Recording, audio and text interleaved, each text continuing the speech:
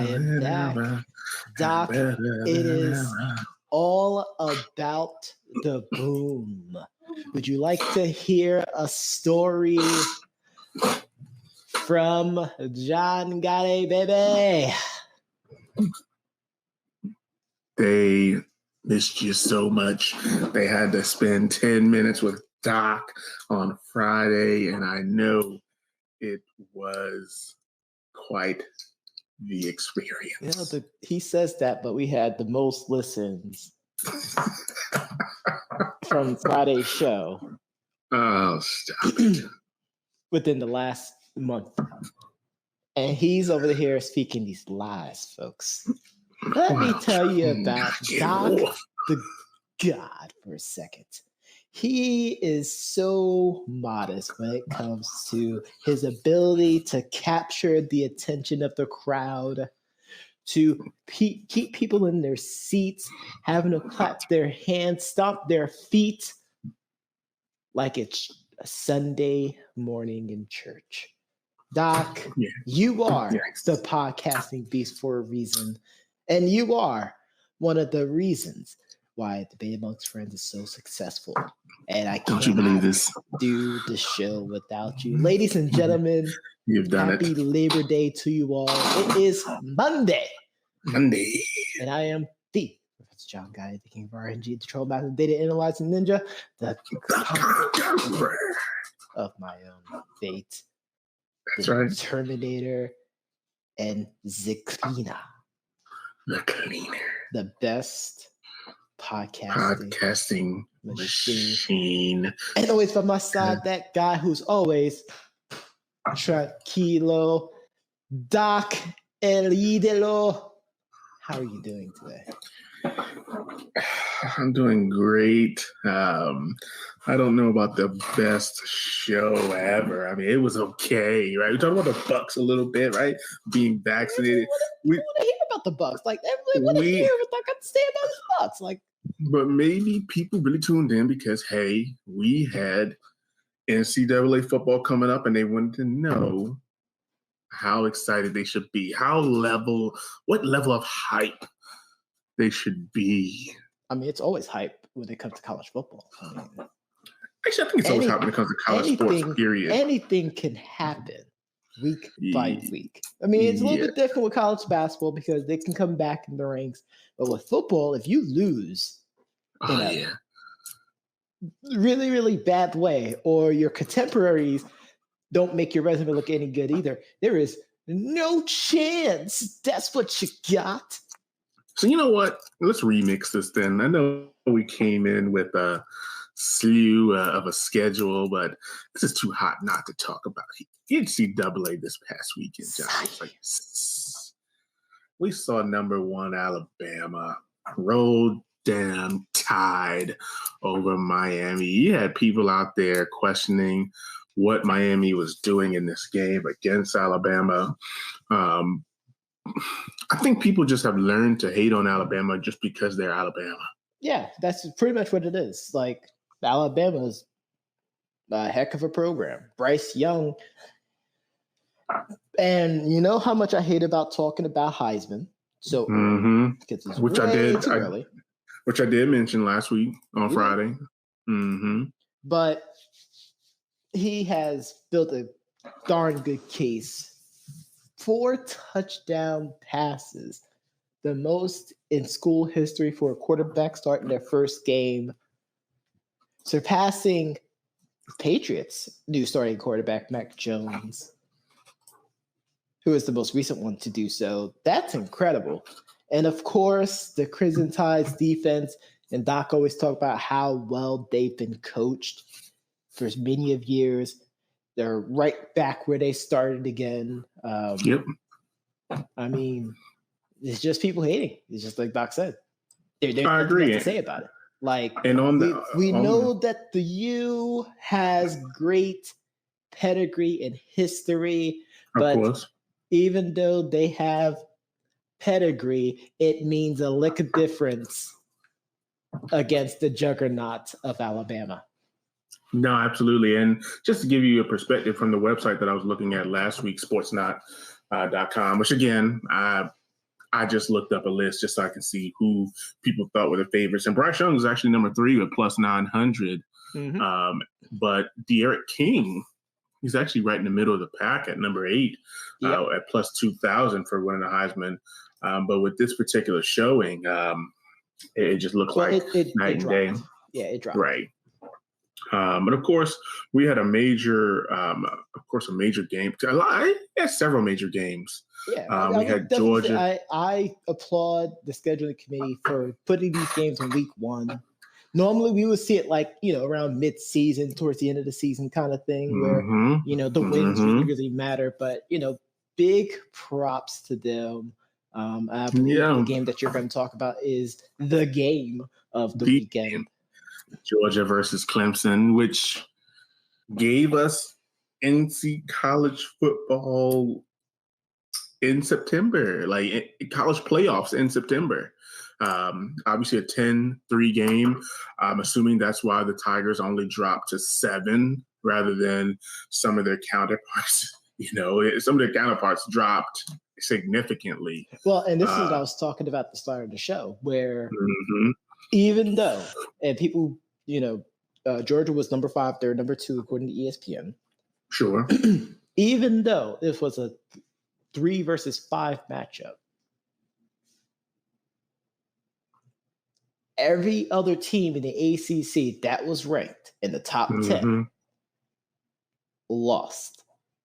And that ruined the resume for Clemson. There was no way.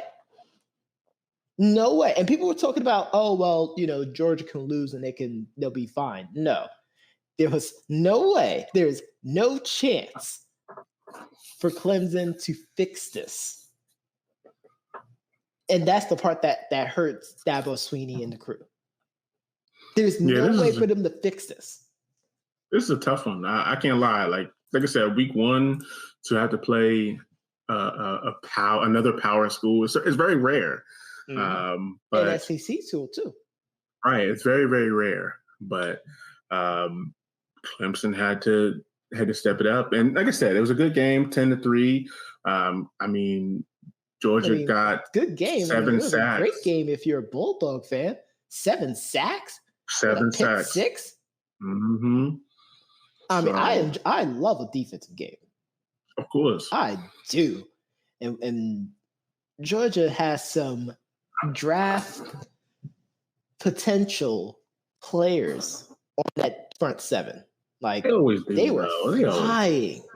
They always do, and that's the thing about it. Georgia, Clemson, Alabama. I feel like they always have those particular players. They always go top 10 or top 15, I'll say, and that's why it was such a good game. But let's continue. Let's just stick with the top 10, and we'll talk about some notable drops. Obviously, the Buckeyes, right, number 3, always a team to kind of watch out for because you just never know what they're going to do. How they're going to play. Obviously, they're number 3 still. They got the W this weekend. Let's take a look here. Which, that's another team that people just hate. But they didn't lose, 5 games? Well, they lost only 5 games within the past 6 seasons. Yeah, but remember, the thing about it is they had the ban years and those kind of things. Obviously, Urban Meyer and the new coach come in, but they were in a shootout on Thursday last week where they beat Minnesota 45-31. I believe they were shutting them out, and then Minnesota started kind of battling back. Yeah. So that's something to keep an eye on. I think at number 4, Oklahoma, where Heisman favorite Spencer Rattler. He struggled. I think he threw an interception within the first quarter. Not even the first quarter, drive. It was the second play of the game. Yeah, first drive. So they won 40-35 over Tulane, in which that quarterback, Michael Pratt, he played pretty well. But Spencer Rattler, hopefully he can step his game up. I watched him. And also to be fair, to that game also had to be moved due to hurricane. True. So True. Now I watched Spencer Rattler on QB1 on Netflix, and I know his maturity was something that was always in question on the show. So I'm interested to see how this goes throughout the rest of the season. Sorry, Capital One just played an ad in my ear, ladies and gentlemen, so that caught my attention as I was talking about Spencer Rattler. Come on, Capital One. Come on, ESPN, with your ads. But number 5 here, the Aggies and their freshman quarterback, Haynes King, who did throw 2 first-half picks, but they did win their game, and hopefully – a team like Texas A&M, right? I feel like this is another team that always plays great defense. But the thing about them is that a lot of times they kind of get lost in the shuffle. And obviously they played a team in Kent State that was a little lower, obviously in rank and in skill. But Texas A&M has always been one of those teams that you just never know kind of what you're going to get. Well, they also get overshadowed because they're also in the SEC. So again, this might be an opportunity. You see other teams coming in, right? You got teams moving around, right? You can try to see about moving away. If you feel as though you're being overshadowed, you can try to move away. But obviously, SEC brings in the most money also. So Cincinnati at number 6. Now, we talked about Cincinnati last year. Season. Yep. Yeah. So we both said that they should have been in the top 4. Right. Now they beat Miami of Ohio 49-14. I mean, I feel like, again, they always play pretty well. Their defense is pretty good. We'll see if they can stay in the top 10, but I don't know. Obviously, we talked about Clemson already at number 7. Number 8, another team that's always there, Oregon. You just never know. They beat Fresno State this weekend, 31-24. I think it's just one of those situations where with Oregon, they have to go undefeated. Yep. Like they have to go. And unfortunately, even if they do go undefeated, that doesn't even guarantee it. Right. Then last night we had the Notre Dame Fighting Irish beating Florida State in overtime. A lot of Florida State fans were just so upset, but they played a good game. I mean, obviously, it went to overtime. Jack Cohn from Notre Dame, 26-35, 366 yards, 4 touchdowns, 1 interception. But the Florida State quarterback struggled. I don't know. Florida State hasn't really been quarterback central for a while. I know they struggled last season with quarterback, and it seems like their struggles continue. Yeah. And then number 10, you have the Gators, who beat FAU 35-7. And I mean, the Gators are another team. You know that they obviously lost Kyle Trask. He graduated, right? So they have a new quarterback at the helm. Can he pretty much lead the Gators to solid football games? I think it's a matter of waiting and seeing at that point. I think one game's too much to be, creating a judgment on him. This deal's too soon. But again, I mean, now that Trask is gone, you have a quarterback, Emory Jones, 17 for 27, 113 yards, 1 touchdown, 2 picks. It looks like they have a solid run game. They almost ran for almost 300 yards. Actually, no, they did run for 300 yards because the quarterback got shot. So they might need to rely on that. But when they play some of them other teams that are run stuffers, they're going to have a major issue. I think they'll be fine. I think it's just a matter of just the QB just getting his legs underneath him. Agreed. But again, if they have a good run game, rely on it. I mean, that's what Alabama does. I mean, that's what a lot of the good teams do. They rely on their run game.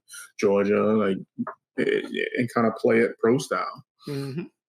Now, some of the notable teams that fell and lost that we don't expect to lose. I also want to give a big shout out to Penn State and the Lions too. Talk about I watched that game from start to finish. I enjoyed myself.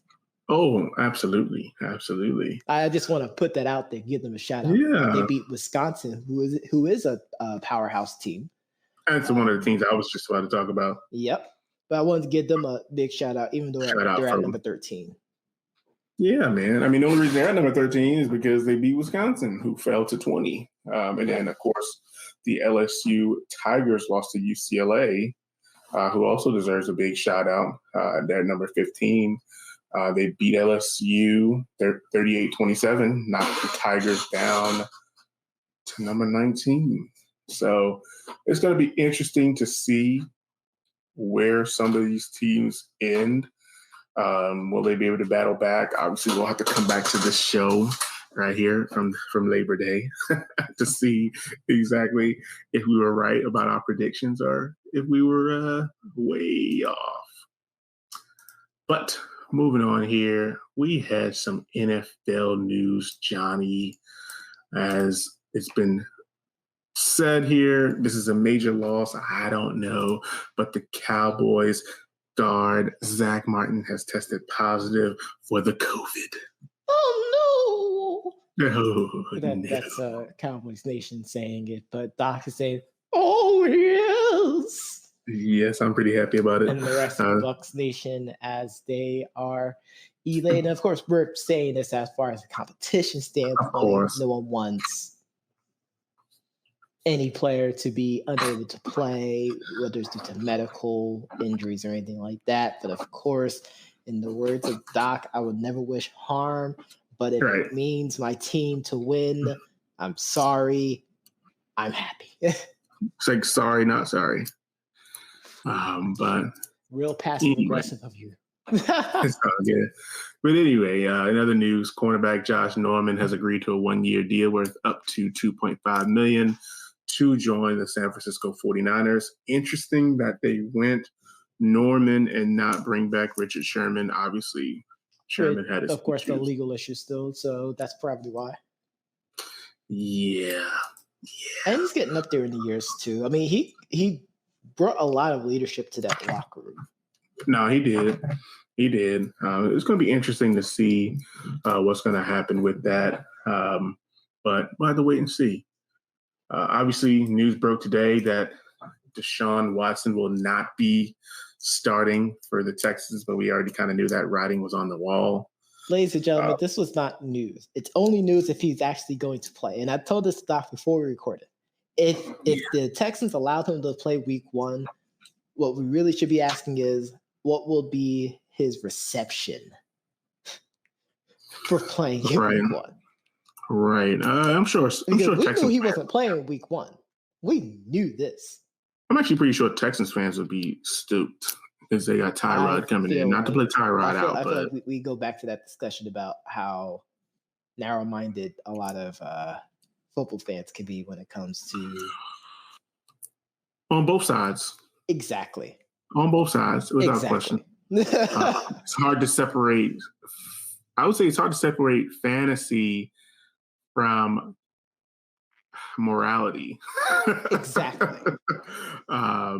But Bucs activate defensive lineman and Ndamukong Suh from the reserve COVID list. Same time frame in which we found out that Tom Brady had COVID.